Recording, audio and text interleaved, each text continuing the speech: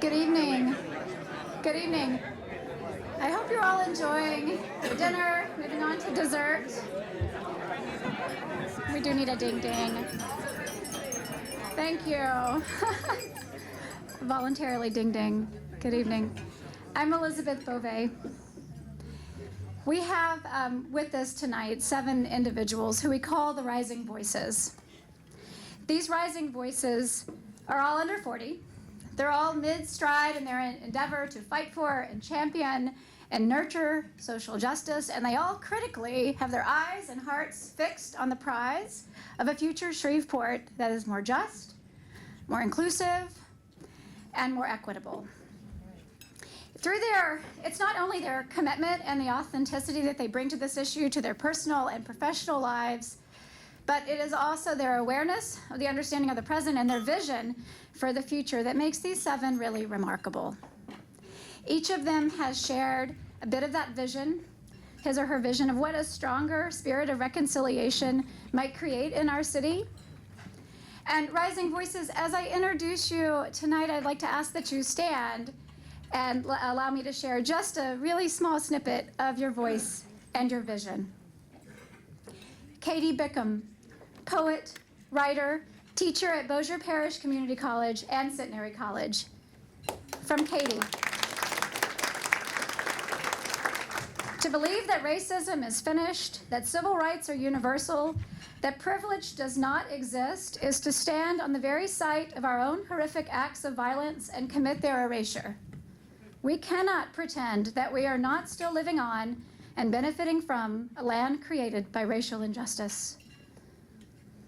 Lavette Fuller, coordinator for Teen Services, Shreve Memorial Library, and former Metropolitan Planning Commission member. Here's Lavette. Emotionally, the biggest obstacle to reconciliation is the protective armor of fear, ego, and suspicion that we put between ourselves and our neighbors. These mechanisms exist for historically valid reasons, but if we want reconciliation, we need to be humble, sincere, and courageous. We have to be brave and vulnerable to be encouraged by the gray areas within people, and we must be able to celebrate small steps in the right direction.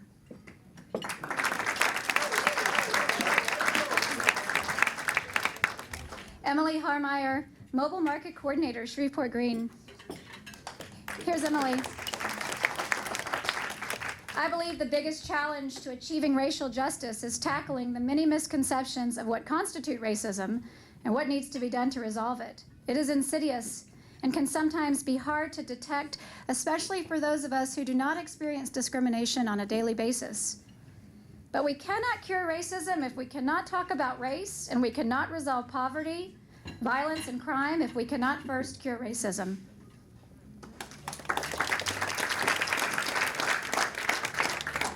Kate Pedrati, Director of Strategic Communications at Centenary College and former Executive Director of the Shreveport Metropolitan Ballet and creator of the Chance to Dance outreach program. Kate, I think the end result of true community reconciliation is that we claim each other, warts and all. We will declare in word and deed that Shreveport is our place because we are each other's people, and that an injury or injustice that diminishes one of us diminishes us all.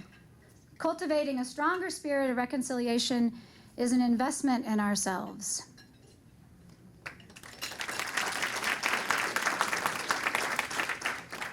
Megan Shapiro, Capitol Defense Attorney and outspoken advocate for the criminal justice system reform. Here's Megan. The reason we're talking about reconciliation at all is because Shreveport is really 2 separate cities with wildly different experiences and histories. The privileged half doesn't realize how blind it is to the suffering of the powerless half, whose children misses them and whose rent goes unpaid when they are stuck behind bars. Ignorance of the divide in Shreveport causes disrespect, pain, and injustice. But we can start fixing this problem by listening to each other's experiences within our city and, just as importantly, by speaking up.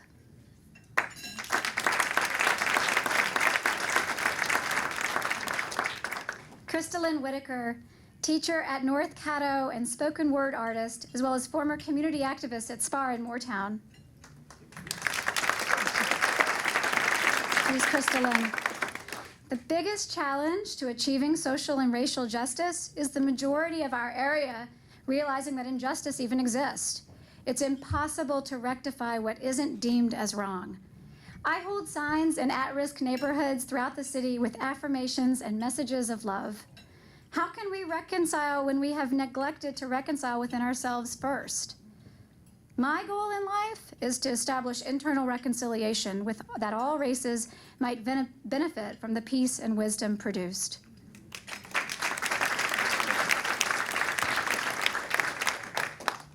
Bryce Williams, Common Ground agricultural urban missionary and former Yellow House intern.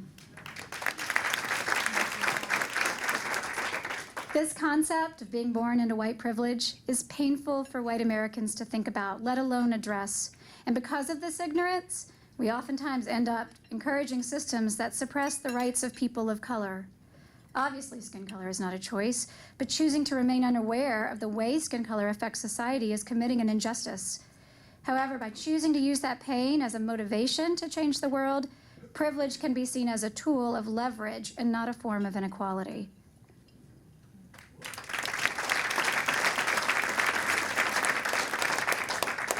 I know I'm not alone in saying, raising voices, keep on insisting on honesty, keep listening and talking, keep pushing us forward, and thank you.